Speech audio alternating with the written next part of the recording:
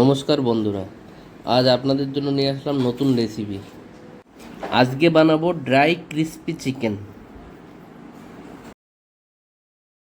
প্রথমে ইনগ্রিডিয়েন্টসগুলো নিয়ে নিলাম। একটু ধনেপাতা বাটা, আদা রসুন বেটে নিলাম, জিরে বাটা নিয়ে নিলাম। এবার আমাদের শুরু প্রথম স্টেপের কাজ। মাংসগুলোকে ভালো করে স্লাইসভাবে কেটে নেব। এর মধ্যে মেন হলো মাংসটা কাটা। মাংসটা ঠিকঠাক করে না কাটতে পারলে কিন্তু আজকের রেসিপিটা ঠিকঠাক বানানো যাবে না। প্রথমে ভালো করে পাতলা করে মাংসগুলো স্লাইস করে নেব। তারপর সেই স্লাইসগুলো আলাদা আলাদা করে নিয়ে লম্বা লম্বা করে পিস করে নেব। আর হ্যাঁ, এটার জন্য আপনাকে বাজার থেকে আনতে হবে বোনলেস সলিড চিকেন, যেটাতে হাড় থাকবে না। মোটামুটি খুব বেশি লম্বা করলেও হবে না, আবার বেশি ছোটও করলে হবে না। মোটামুটি মিডিয়াম সাইজের একটু লম্বা ধরনের পিস করতে হবে। যেভাবে আমরা একটা চাকু নিয়ে নেব, নিয়ে সেটা দিয়ে লম্বা লম্বা করে পিসগুলো করে নিচ্ছি। দেখুন, সুন্দর করে পিসগুলো করা হয়ে গেছে।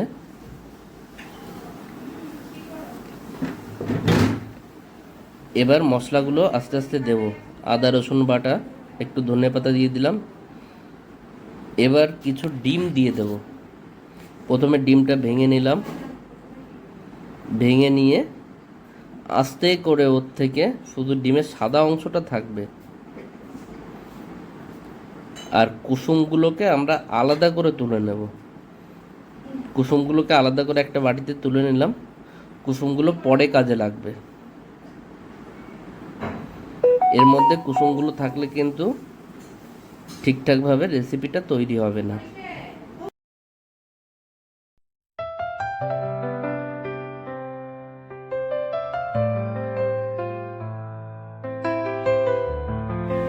এবার মাংসগুলো ভালো করে মশলা দিয়ে এবং ডিমের সাদা অংশটা দিয়ে ভালো করে মাখিয়ে নেব। এমনভাবে মাখাতে হবে যাতে সম্পূর্ণ মাংসটায় মশলাটা লাগে। এবার হালকা একটু হলুদ দিয়ে দিলাম। হলুদ দিয়ে আবার একটু মাখিয়ে নিলাম। মাখিয়ে নেওয়ার পরে এবার একটু ধনে গুঁড়ো দিয়ে দিলাম, আর একটু ব্ল্যাক পেপার দিয়ে দেবো। গুঁড়ো করে দিতে হবে গুঁড়ো মশলাটা।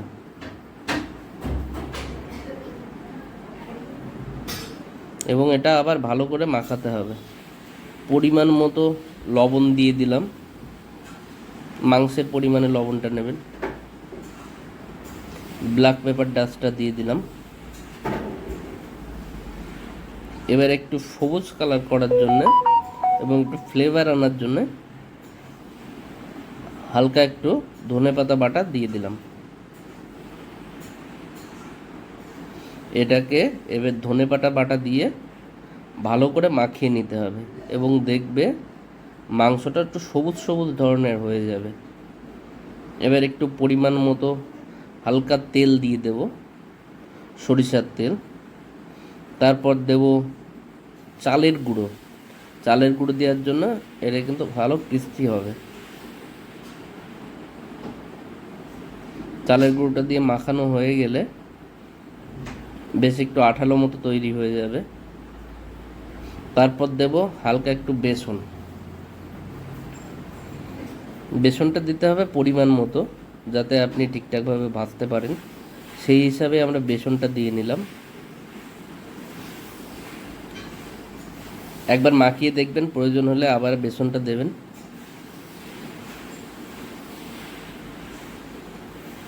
এবার দেব লঙ্কার গুঁড়ো। এটা আপনি কাশ্মীরি ইউজ করতে পারেন, কালারটা ভালো আসবে, কিন্তু আপনাকে নর্মাল লঙ্কার গুঁড়োও দিতে হবে, না হলে ঝাল ঝাল ভাবটা আসবে না। এবার যে ডিমগুলো আলাদা করে রেখেছিলাম ওর মধ্যে আর দুটো ডিমের কুসুমটা আলাদা করে রেখেছিলাম, ওর মধ্যে আর দুটো ডিম ভেঙে নিলাম। ডিমটা ভালো করে ফেটিয়ে নেব।